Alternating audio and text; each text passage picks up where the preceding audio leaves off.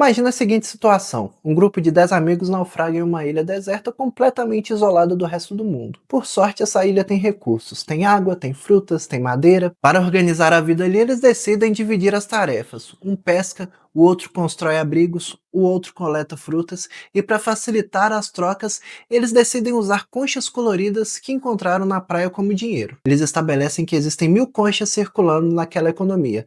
Então o peixe custa 10 conchas, uma cabana custa 100 conchas e o sistema funciona perfeitamente. A quantidade de dinheiro, ou seja, as conchas, está equilibrada com a quantidade de riqueza que são os produtos e serviços que eles produzem. Agora imagine que um dia um desses náufragos está caminhando do outro lado da ilha e encontra um baú do tesouro, mas não tem ouro. Tem mais 10.000 conchas iguais às que eles usam. Ele volta correndo para o acampamento eufórico e distribui essas conchas para todo mundo. Estamos ricos, ele grita. Agora todo mundo tem 10 vezes mais dinheiro no bolso. A sensação inicial é de euforia. O pescador olha para o bolso e pensa: agora eu posso comprar a cabana do construtor e tirar férias. O construtor pensa: agora eu posso comprar todo o peixe e descansar. Só que no dia seguinte, quando eles vão ao mercado da ilha, acontece o choque de realidade. A quantidade de peixes continua a mesma, a quantidade de cabanas continua a mesma. Eles não produziram nada mais, eles só têm mais conchas. O que acontece? O pescador percebe que todo mundo tem mais dinheiro para comprar o peixe dele. A demanda explodiu, mas a oferta é igual. Então ele sobe o preço. O peixe que custava 10 conchas passa a custar 100 conchas. A cabana que custava 100 passa a custar 1000. No final das contas, ninguém ficou mais rico. Eles só mudaram a etiqueta do preço.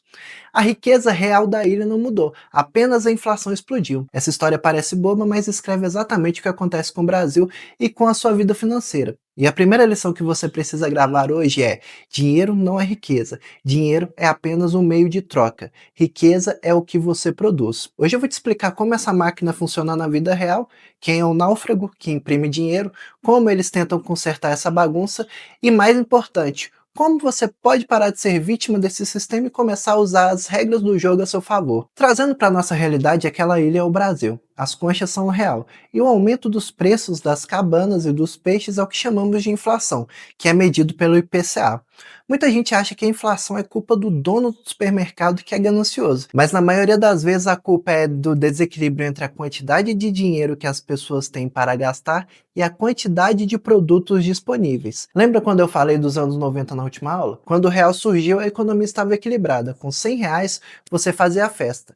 Mas ao longo dos anos, o governo gastou mais do que devia, injetou dinheiro na economia e a produção do país não cresceu na mesma velocidade. Mais dinheiro correndo atrás de poucos produtos faz o preço subir. A inflação é o imposto mais cruel que existe porque ele não vem no boleto. Ela tira comida da mesa de quem ganha menos. E é aqui que entra o guardião da moeda. Existe um órgão no Brasil cuja única função é impedir que essa ilha vire um caos. Esse órgão é o Banco Central e ele tem uma ferramenta poderosa, uma espécie de controle remoto da economia que afeta diretamente o seu bolso, o seu financiamento e os seus investimentos. Essa ferramenta é a taxa Selic. Muita gente ouve falar: a Selic subiu, a Selic caiu e no final não dá a mínima, mas você deveria dar, porque é isso que define se você vai ficar rico ou pobre nos próximos anos. Pensa na economia como um carro. Se o carro está muito devagar, com desemprego alto, ninguém comprando nada e empresas fechando, o Banco Central precisa acelerar. Como ele faz isso? Ele abaixa a taxa Selic, que são os juros básicos.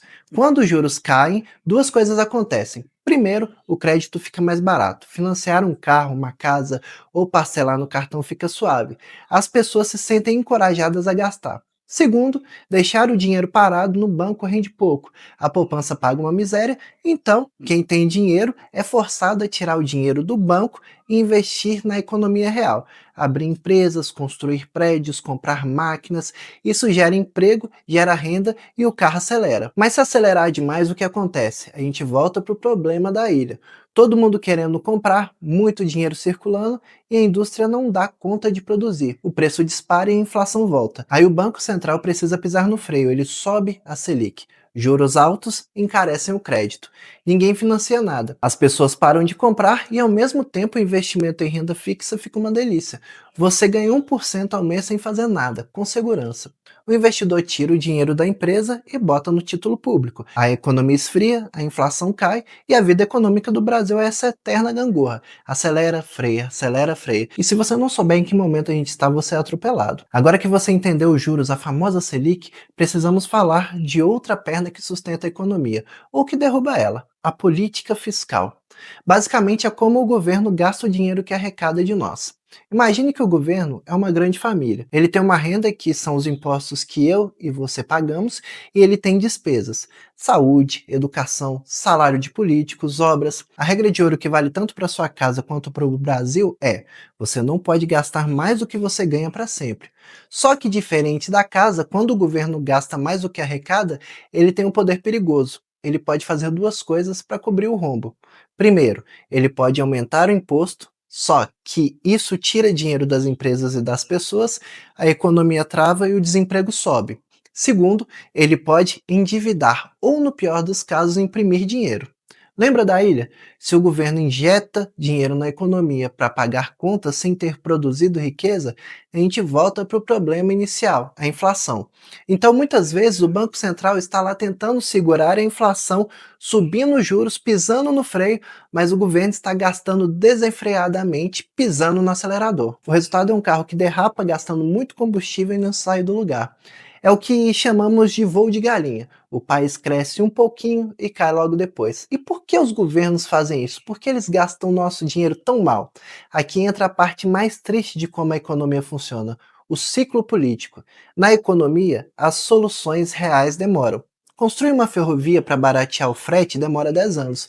Melhorar a educação básica para ter trabalhadores mais inteligentes demora 20 anos. Só que o mandato do político dura apenas 4 anos. Então existe um incentivo perverso para tomar medidas de curto prazo. É muito mais fácil para um governo dar um auxílio em dinheiro agora ou baixar o preço da gasolina na canetada artificialmente do que resolver o problema real. Isso gera uma sensação de melhora imediata. O povo fica feliz, o consumo aumenta, o político é reeleito, mas a conta chega. No médio prazo, essa injeção artificial gera inflação. A inflação corrói o salário, o povo fica mais pobre de novo. Aí o governo cria outro auxílio para cobrir a pobreza que ele mesmo ajudou a criar. É um ciclo vicioso. Entender a economia é entender que não existe almoço grátis. Se o governo te dá algo de graça hoje, mas não cortou gastos em outro lugar, ele vai te cobrar isso amanhã via inflação ou via impostos mais altos. Então, Marcel, se imprimir dinheiro não funciona e dar auxílio sem lastro gera inflação, como é que um país fica mais rico de verdade? Como é que a Suíça, os Estados Unidos ou o Japão enriqueceram? A resposta é uma só: produtividade. Vamos voltar para a nossa ilha deserta pela última vez. Se eles dobrarem a quantidade de conchas, nada muda. Mas se um dos náufragos inventar uma rede de pesca que pesca 10 peixes em uma hora, em vez de um peixe por hora, aí sim a ilha ficou mais rica. Agora sobra peixe, o preço do peixe cai, o pescador tem tempo livre para construir uma casa melhor. Riqueza é a capacidade de produzir mais, melhor e em menos tempo. Um país rico não é um país que tem mais dinheiro impresso, é um país que tem máquinas melhores, tecnologia de ponta, infraestrutura eficiente e pessoas educadas capazes de operar tudo isso. No Brasil, a gente foca muito em discutir juros e câmbio e pouco em discutir produtividade. Enquanto a gente precisar de 5 brasileiros para produzir o mesmo que um americano produz, nós seremos um país pobre. Não importa quantos zeros a gente coloque na nossa moeda. Agora que você entendeu as engrenagens, inflação, Selic, governo e produtividade, você precisa entender como isso dita para onde o seu dinheiro deve ir. O mercado financeiro funciona como uma balança. Existe um movimento natural, quase que instintivo, que a maioria dos investidores faz. Quando o governo gasta mal, a inflação sobe e o Banco Central é obrigado a subir os juros, nesse cenário, o movimento natural da manada é fugir do risco. Todo mundo corre para a renda fixa. Afinal, por que alguém correria risco na bolsa se o governo paga 14% ao ano, garantido? Nesse momento, a bolsa cai e os imóveis ficam encalhados porque o crédito está mais caro. Mas é exatamente aqui que mora a grande oportunidade. É aqui que separa as crianças dos adultos. Enquanto a manada está olhando para o retrovisor e correndo para a segurança da renda fixa, o investidor inteligente age de forma anticíclica. Ele entende que a economia é feita de ciclos. Se os juros estão altos agora para controlar a inflação, uma hora eles vão ter que cair. É matemático. Então, o que o investidor inteligente faz? Enquanto todo mundo vende as ações e fundos imobiliários no desespero, jogando os preços lá no chão, ele compra. Ele aproveita que a bolsa está em promoção. Ele compra empresas excelentes e prédios maravilhosos por metade do preço, justamente porque os juros estão altos e ninguém quer saber de risco.